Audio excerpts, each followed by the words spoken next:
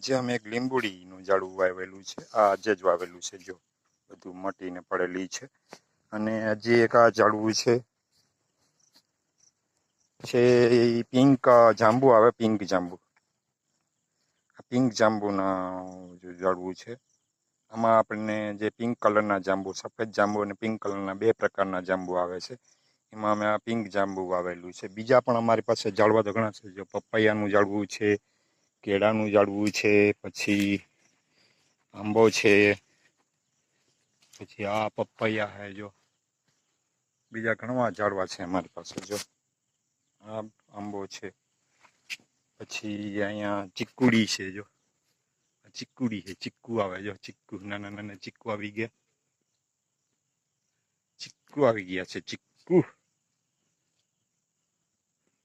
પછી આ ચીકુ, જો કેટલા બધા ચીકુ આવી ગયા છે. અમે ક્યાંય વેચાણ કરવા નથી જતા, ખુદ હમણાં માટે બધા વાવીએ છીએ. આ બનાનાનું કેળાનું ઝાડવું છે. પછી જો અહીંયા આપણે નારિયેળી વાવેલી છે, એ પણ ખુદના માટે વાવેલી છે. ઓહો, આ નારિયેળી છે.